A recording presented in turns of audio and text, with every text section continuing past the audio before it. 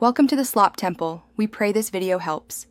In this video, I will show you how to PDF from photo. This simple skill lets you convert any physical paper or image into a versatile digital document, perfect for school or work.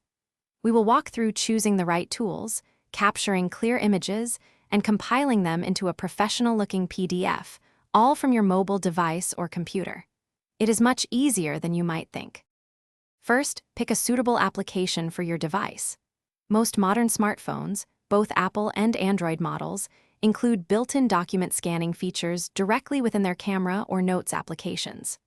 Alternatively, dedicated third-party apps, such as Adobe Scan or Microsoft Lens, provide advanced options for image enhancement and multiple page management. Selecting the right tool makes the entire process smoother and more efficient. Now, either capture a new image or select existing ones.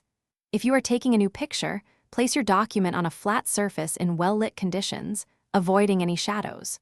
Hold your phone steady, directly above the document, and ensure the entire page is visible within the frame. Focus carefully to capture sharp text. This is crucial for a high-quality PDF. You can also simply choose several photos already stored in your gallery. Once you have your images, import them into your chosen application.